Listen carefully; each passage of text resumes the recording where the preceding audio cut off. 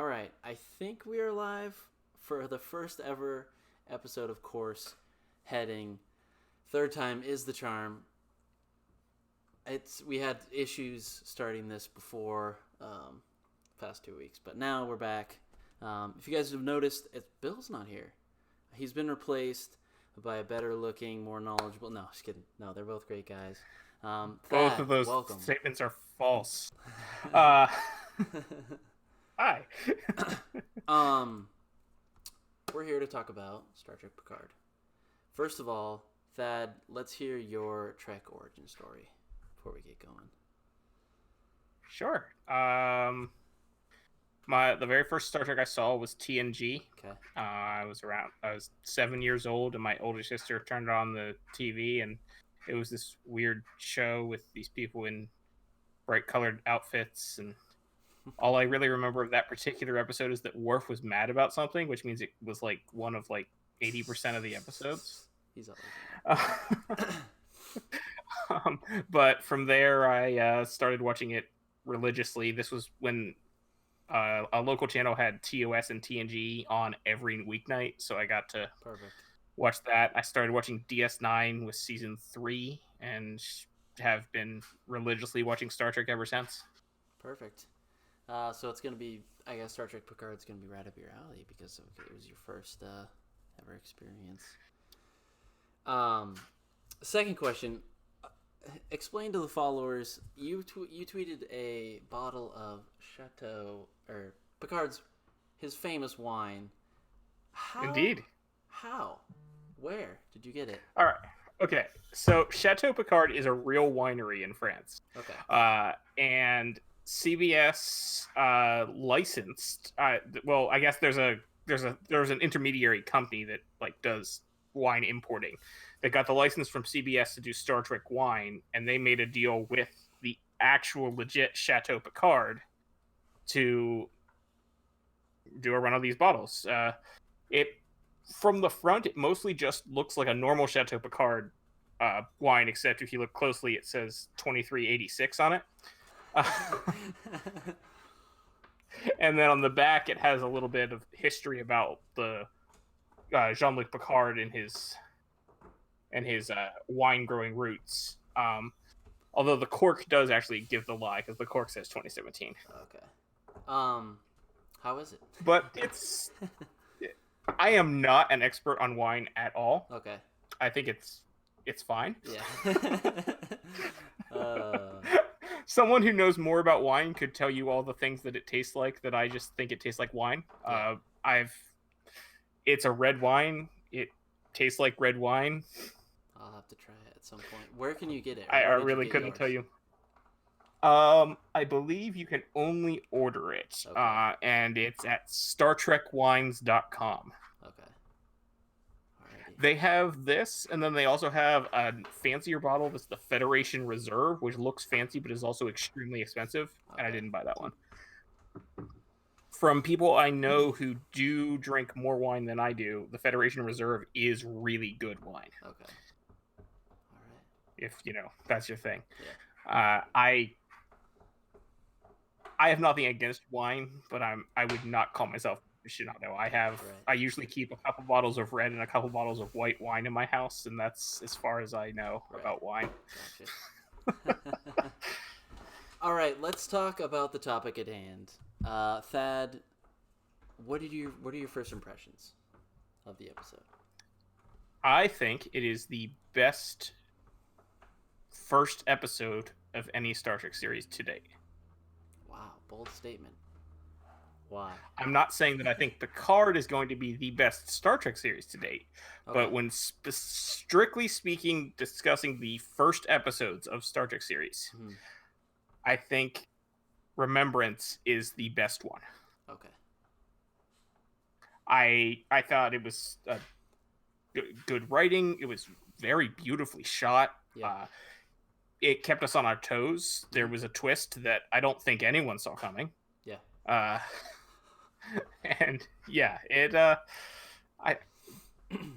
we got a name drop of a character that I don't think anyone was expecting to be in it. I did not see that coming. Oh my gosh, that's deep cut of all deep cuts. That was awesome to hear. Yeah, I'm not sure. Are we doing a spoiler free at the beginning, or how does I this think work? let's just put the that was our spoiler free kind of, Okay. 3 second spoiler free, and then the rest just have at it. This if you haven't watched by now, I'm sorry. Come back and rewatch it. I mean, watch it. After the fact. It'll be up on YouTube. Apologies to the people in England where the episode literally dropped an hour ago. Yeah. So they should be. I mean, technically, it was like what was They it, could have watched it already by now. That's true. Exactly. My overall thoughts, it was really strong. I'm with that on that. It was really strong. I think it was a little bit different from, kind of comparing it to Discovery a little bit. It wasn't, I mean, there was some action, but there was also some great just dialogue and really emotional moments and stuff. So it had a great balance. I think that's probably my word of the day to kind of describe how, my experience of it. Was really well balanced. So it was great. Yeah, I would definitely agree with that. Mm-hmm. I think it felt very cinematic to me. Yeah. So similar to the way the Discovery Premiere did, Mm-hmm. but I enjoyed this more than I enjoyed the Discovery Premiere. Okay. Not that I didn't like Discovery, but mm-hmm.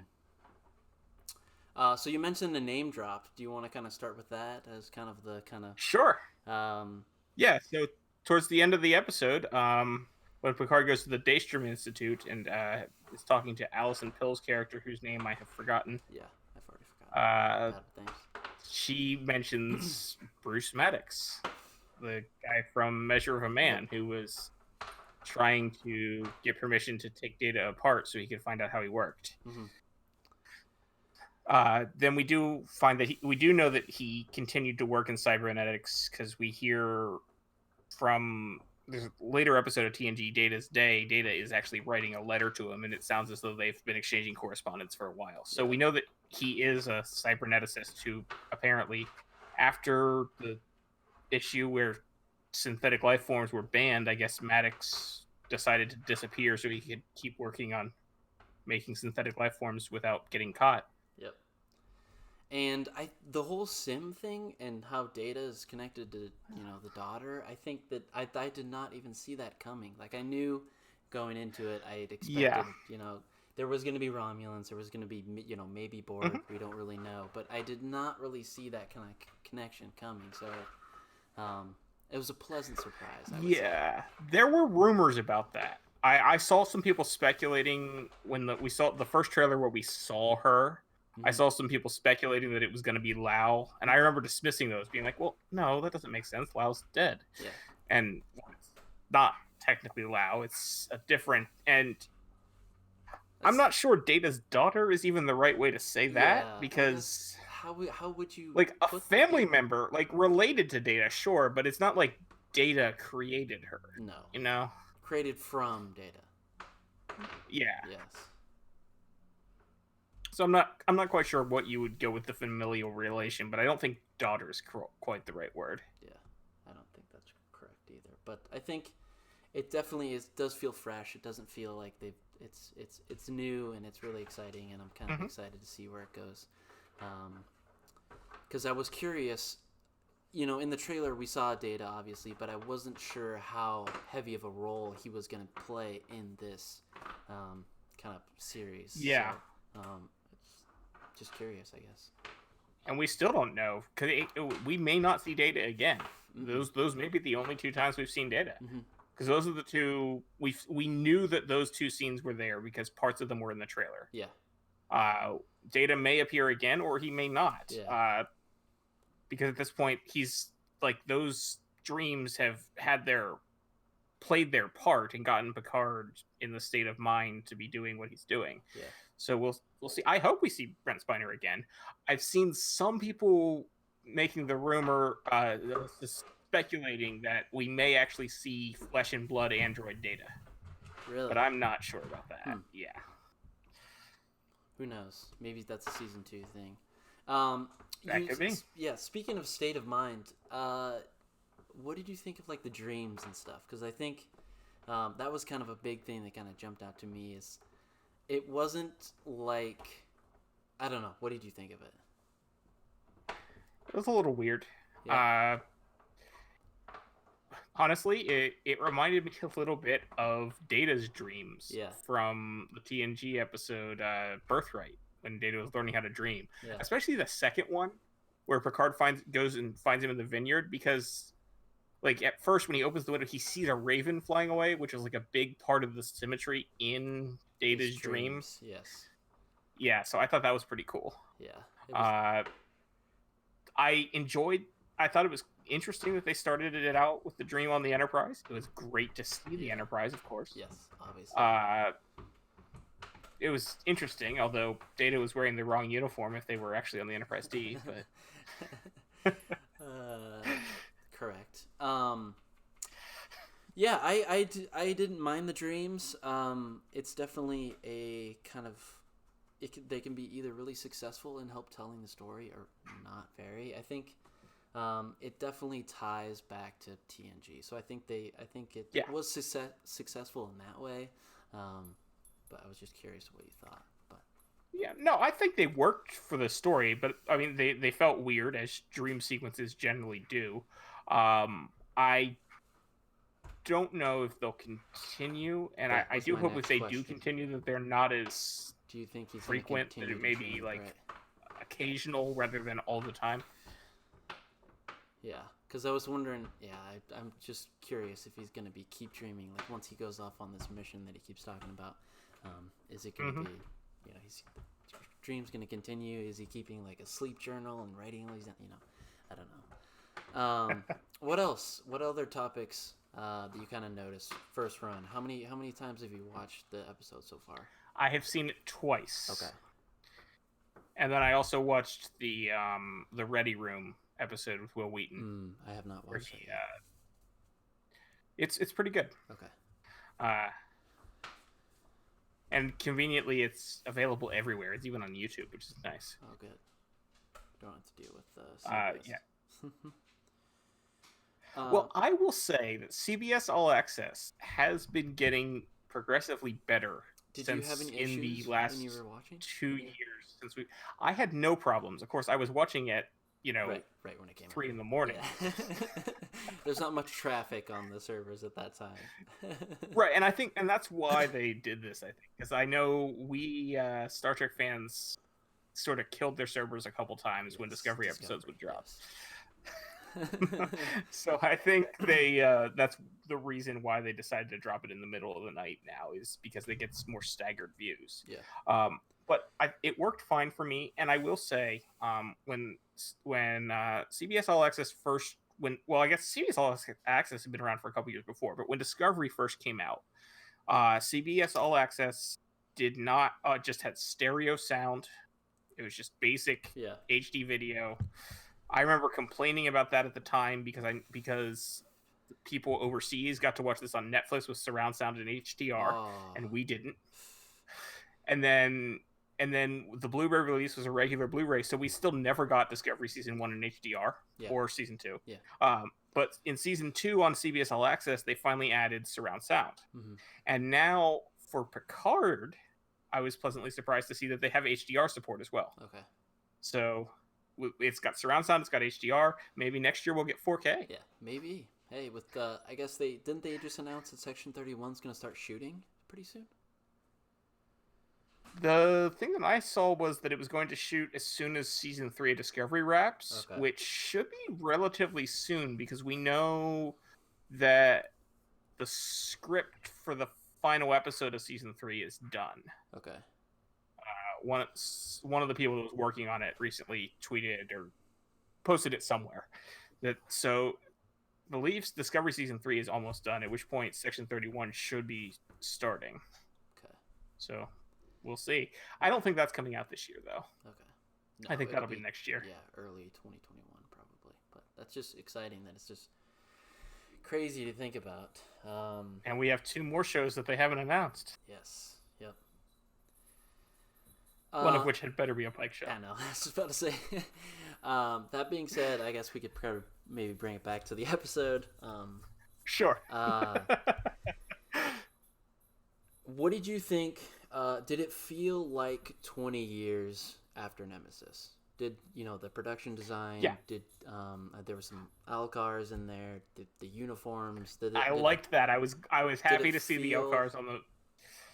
Yeah, uh, it felt like because we saw things that we didn't see. We saw holographic Yep. communication, like handheld holographic communication and stuff Yep. like that we didn't see that before. Hmm. So yeah, no, it felt futurish. Yeah. I thought San Francisco looked exactly like it did in Discovery, which was interesting. Yeah. But especially because we know, like, the Golden Gate Bridge looked the same as it did in Discovery, which we know that it was actually destroyed and rebuilt in DS9. Yeah. So, So maybe a little bit of a change there. I don't know. Whatever. But yeah, no. but oh I think well. overall thoughts. I I think think in general it did look. it did feel like an extension of it felt like it was, other than a few little tweaks there with the bridge and stuff, but yeah, I love to see the And they were just using visual effects that they already had, which I know makes exactly, perfect they sense. were saving money, the typical Star Trek I fashion, mean, reusing sets and set extensions. how many times did we see the Starfleet headquarters shot from the motion picture all the way Exactly. through Voyager? Exactly, so this no it's yeah, it's always been like that. Yeah. Did Another thing that kind of I noticed a lot was that they were kind of pushing Earl Grey a little bit, especially at the beginning. I feel like it was Well, Earl they Grey wanted this, us Earl to Grey know that. because Yeah. that's yeah.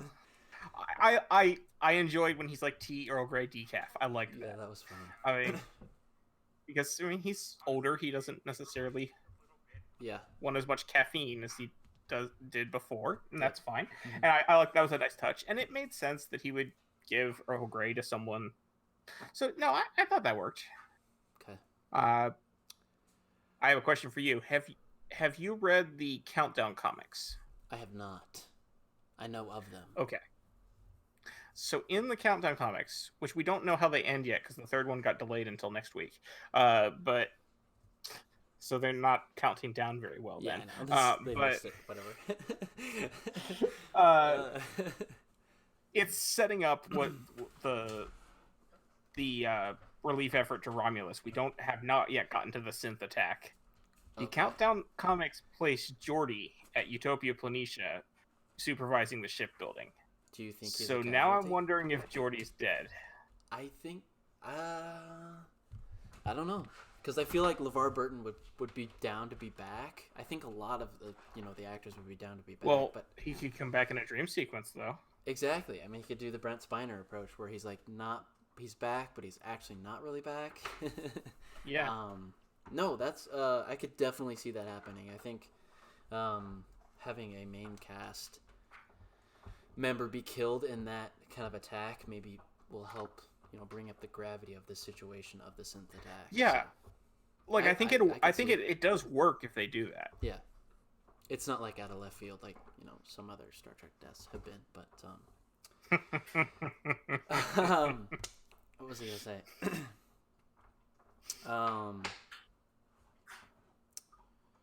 Yeah, I had a question for you, and then it's escaping me.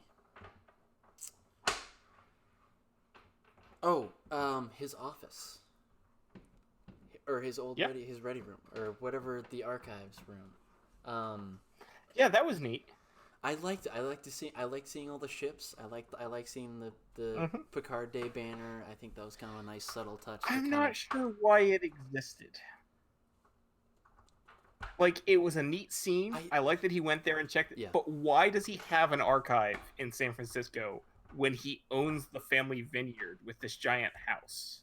That's true. I feel like maybe that's where he worked before he said, you know what, I'm out of here.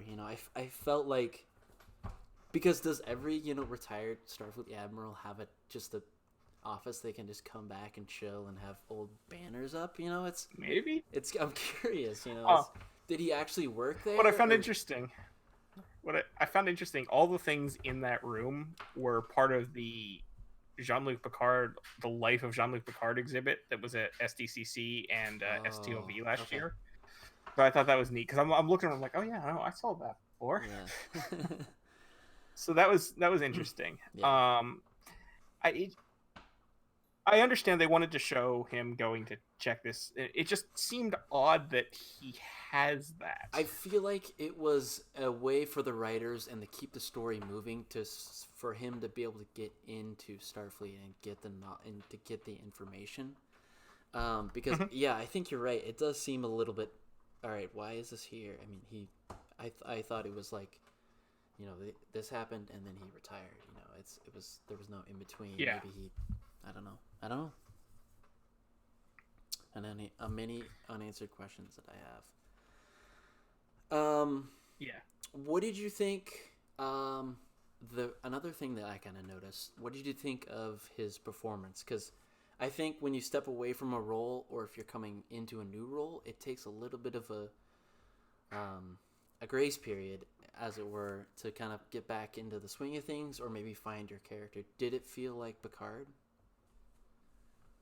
Oh, yeah. No, he definitely felt like Picard.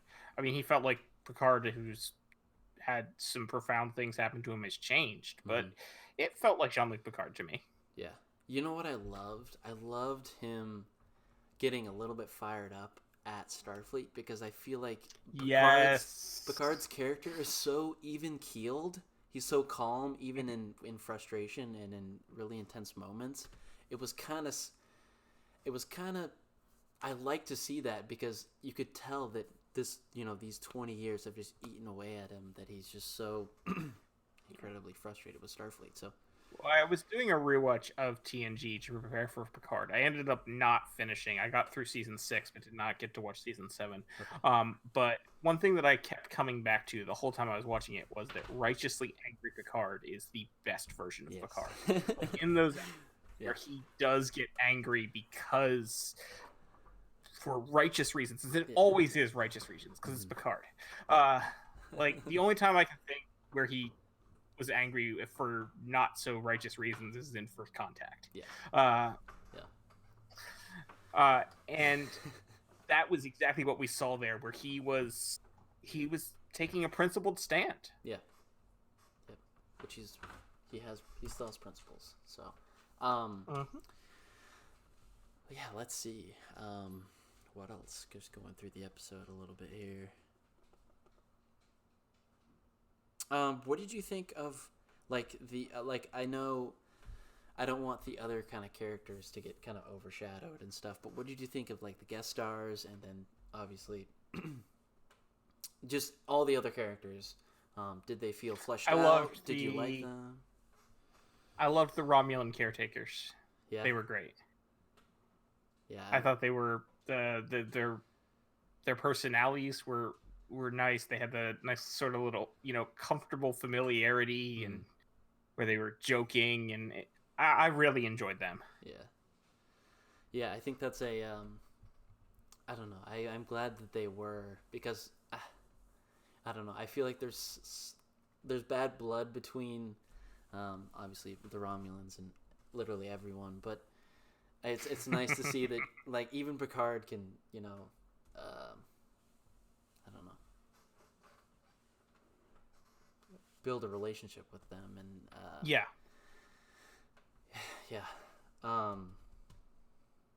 else? So those two Romulans are actually in the Countdown comics, actually. Oh, okay. So we get a little bit of a backstory. So, to them. Okay. So I believe what's going to end up happening is that Picard is going to be, saving them, and he wasn't able to save all the Romulans, but he feels like he owes a debt to these two because they help him with what he's doing. So I think that's why they're with him. Yeah, I wasn't sure. I knew they was connected, but somehow. But I really enjoyed them. I liked Issa Briones. She was very good. Yes. I'm looking forward to seeing the other character, who does not appear to be quite the same as the first one. So, for one, I think she knows that she's a synthetic life form, because she talks about her sister. Yeah, she knows, but I think the other one was wasn't activated or something, or she's been activated. Right. Yeah, I liked Alison Pill's character. Again, I still don't remember her name. The scientist at the Daystrom Institute. Yep. I really liked her. Yeah, she's quirky and kind of funny, and I think there's going to be some comic relief there a little bit, maybe down the road for sure. So did you notice towards the beginning, when he's doing the interview, in the beginning, that one of the camera people appeared to be a Kelpian / Tellarite? Really? Yeah, Do you it think was that's a mixture another of the Kelpian another and Tellarite prosthetics. another leftover Discovery thing, and they're like, "Hey, get in No, here." because we never saw. No, they must have made this specifically for that. Because we had Tellarites in Discovery, and we had prosthetics, but we never had Tellarites with tusks, and that's or Kelpians with tusks, which is kind of what this guy looked like. So, I want to. My headcanon is that this guy was half Tellarite, half Kelpian. Yeah, maybe they're just trying to connect the two between. Maybe this is. I thought it was cool over time. Yeah, I don't know. I thought it was cool that the boyfriend that dies in the beginning was Zahian. That was a nice little callback. That was cool. I liked his costume design was cool. I was sad that he died so quickly. Yeah. Did you notice that one of the buildings in Boston had the Ferengi Alliance symbol on it? Yeah, I saw that. There was a few others of symbols too that. I thought that was cool. That was the one I recognized. I'm assuming it's like the branch of the Ferengi Bank or whatever. Yeah. But I thought that was a neat little touch. It's also the first time we've ever seen Boston in Star Trek. Yep.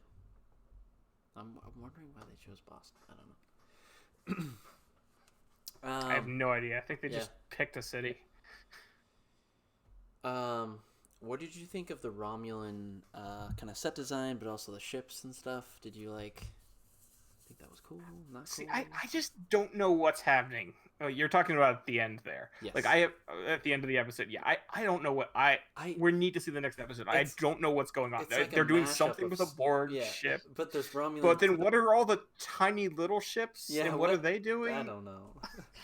There's I don't know. We'll just have to wait. I guess. Jealous of the people that got to see 3 episodes at once because they know more than we. Yeah.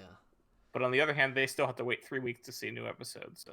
Yeah, I guess it's not so bad. Because I have no idea what's happening with the Romulans. I don't know what they're doing with the Borg. I don't know what the tiny little ships are. I don't even know enough to speculate at this point. But do you think they did a good job of laying the groundwork for kind of what's gonna what's to come? Because I think they did have to introduce a lot, but there are also some questions, which I think is a good balance. I want to know why the Romulans are hunting synthetics. Yes. Like, the Federation banned them, sure, but why are the Romulans hunting them? Yeah. Yeah. I don't know. Because that means is Maddox not with the Romulans? I don't. Is he on some? Or are they different groups of Romulans? Soon, just on some marooned planet somewhere, just Or maybe it's different factions or doing different things. Could be, yeah. One thing I did think about, we saw the Romulans on that Borg ship, and I felt like the Romulan assassins that kept showing up, I felt it kind of was like they were using Borg technology. Like their transporters seemed kind of like the way the Borg would just appear when they would go on to. It could be. So I'm wondering if that's like procured Borg tech from that cube or other cubes. And do you think that there's different factions in the Romulan Empire? Like, is they're not all under? Does the Romulan Empire even still exist? Yeah, exactly. That's true. It's just a scattered species of. I mean, it was an empire, so presumably it was more than just that one, just Romulus and Remus. Yeah, it's not just those 2 planets. So. But did the empire itself survive the supernova? Who knows? I don't know. We'll probably find out. I don't know. Do you think this is? I'm trying to think of a Voyager question for you. 7 of 9. All right. Obviously, we know that she will be in the series. Do you think she's still in Starfleet? Mm-hmm. Do you think she's assigned to Picard to babysit him for this mission, or are they both going rogue? I don't think so. No, I think they're both out doing their own thing. Based on what we saw from the trailer, where she's asking Picard, "What are you doing here?" Yeah. It kind of makes me feel like they just happen to run into each other while they're doing something. Okay. Or perhaps Picard is trying to recruit her to help him. Okay. But I don't think she's assigned to him or anything like that. Okay. Now we know. Oh, sorry. That begs the question: who even is still enlisted in Starfleet? You know, we have. It's funny to see all. Yeah, because it's not Riker and Troy aren't. No, it's in past series. It's always been about all these Starfleet officers and these people. Yeah, and none of the main characters, as far as I know, are going to be. Departure. Because I know one of them is going to be an ex-Starfleet officer. Okay. And I don't think the other ones are in Starfleet at all. So yeah, that's interesting. Yeah. I don't know. Maybe Crusher's still in Starfleet. Yeah. Maybe. Yeah, and I think the EMH. I think didn't they say that they would bring him back for season 2 or something? Because there have been rumors about that. No one. I don't think there's been any concrete. Yeah, and I'm wondering where does the EMH fall in this ban on synthetic life forms? Yeah, does he count? Just gonna bring that up because we did see a holographic, like assistant. Yeah. Yeah. So we did see that. So, where do they draw the line in the sand, so to speak, between these two? I don't know. Oh, excuse me. I don't know. Yeah, it's going to be interesting. Now, we do know that 7 of 9 is going to appear in the 3rd or 4th episode, because at STLV last year, Jonathan Frakes said that he directs the episode that she appears in. And he directs 3 and 4, then? I believe so, yes. Because they split them into groups of 2. Okay. So, do you think Frakes is in episode 2 then, the next episode? Maybe, or he might be in the one that he directs. True. Just, to make things easier. True. My guess is it's going to be, from what I have heard from people who have seen all 3, who, aren't, revealing major spoilers or anything. Yeah. But from what I've heard, the first 3 episodes are basically Picard getting together people to go do things. To go, do something. So my guess, it'll definitely be, I'm thinking we'll definitely see them either next episode or the episode after. Okay. Because I just can't see them. I don't know. Because why would you put 2 stars in the same episode? So if we see 7, it'll be just 7 in that episode, right? Because we see Brent Spiner in the first episode as Data, and then I feel like they might kind of. I don't know. Who knows? I don't know. I guess we'll just have to wait and see. We only have 10 to work with, though, so. That's true, also. And I don't expect them to. Well, maybe 7 of 9. She might hang around for a bit, but I don't expect Frakes and everyone and Spiner to stay long term. No. 7 of 9 might, and then we also are going to have Jonathan Del Arco as Hugh at some point too. I think he might die. Possible. Yeah, because we're in the teaser. So I'm wondering if the Borg still exist here, because last we saw Jonathan Del Arco, last we saw Hugh, he was still Borg in Descent Part 2 and TNG. But we've seen from the trailer or pictures here that he is not Borg anymore. So I'm wondering if the Borg are even a thing anymore. Yeah, I don't know. That would be a big. I mean, they, I guess, Voyager and First Contact really put a dent on the on the Borg front, I guess. Yeah. Yeah. And I suppose it also depends on how much they're going to be drawing from the post-series novels. That's true. Because they have said they've taken some from them. And I don't think we're going to get the entire continuity in those novels, because they tell a lot of crazy stories. That a lot of stuff happened. Yeah. For one, we know that because Data comes back to life in the novels too. But so we know that didn't happen. Yeah. But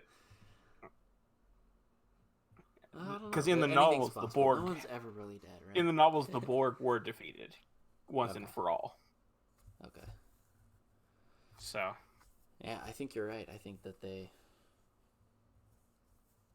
I don't know. It's hard to say, but we've got the Romulans in an abandoned Borg cube. Yeah, we've got. Yeah.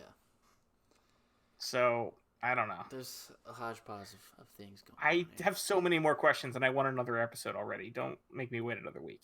Yeah. Let's just hack. See. I'm spoiled by all these shows that release their seasons all at once.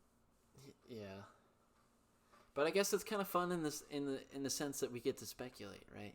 We come on here and get to talk about what ifs and what could and happen. That is actually a complaint I have with this middle of the night release is I really enjoyed a Discovery where we would all be watching it at the same time in the evening, and we would all be tweeting about it at the same time, and that was great. And we're not going to get this with Picard because everybody's going to watch it when they're able to.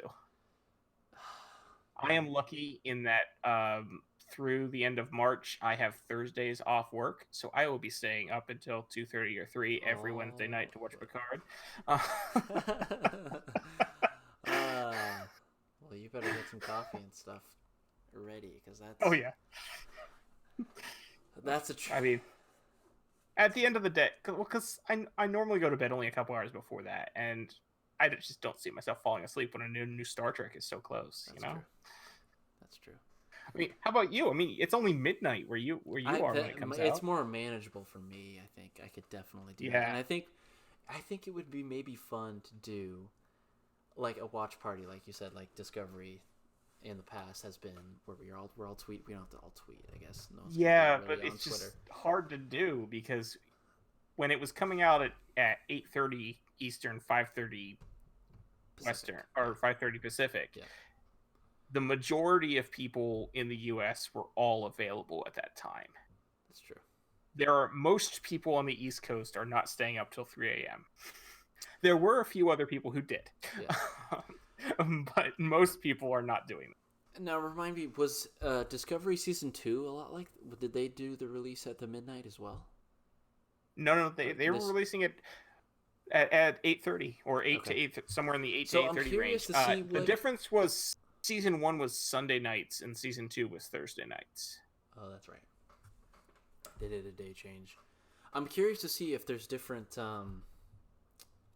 if there's a different view, I don't know. I guess we're now used to, these series drops, so we're used to, these things plopping in our laps, but I don't know. Well, there have been more and more streaming options that aren't always releasing all at once, because since we've had, in the last year, we've had, Apple TV launch, and they do a weekly release of their episodes. Their alternate history space race series For All Mankind is very good. And then we've got Disney Plus does a weekly release for The Mandalorian. Yeah. That's true. So I think it's becoming more common. I think CBS is a trendsetter here.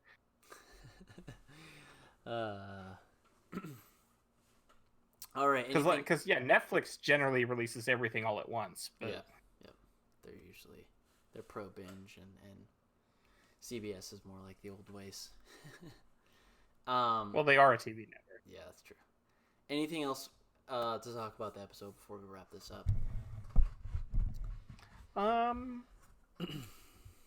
Probably some other things I'm blanking on right now.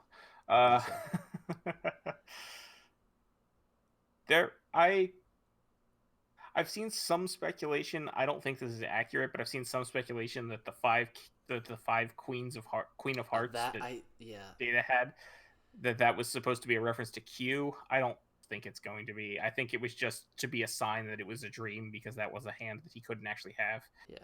I don't think Q is going to be involved. That would have been a big secret for them to keep. Yeah. On the other hand, we have had big secrets. They've done it. Yeah, they've done it before. No one knew about the Enterprise in Season 1 of Discovery, and no one knew about Talos 4 in Season 2, so we could have something big. Yeah, we could have something big. But I don't think Q's going to be in this season. Not even in a dream? Maybe. We could maybe all night. Yeah. I think we should call it. How can people get a hold of you, I guess, or keep the conversation best place going? to reach me is on Twitter. Okay. I'm Tyrannicus. That's Tyranicus. You can also, when we eventually start doing episodes again, you can find my Voyager podcast, Delta Flyer, wherever you find podcasts. Don't tease us. We need it back. All right, Thad. You guys know the drill. The discussion does not have to stop here. You can come over to Facebook, Twitter for me too. I'm at Trek Live. Keep the conversation going. We'll be back next week with another course heading to cover another episode. But until then, thanks for watching, and we'll see you guys probably this weekend for some Trek Live. So, yeah, see you guys there.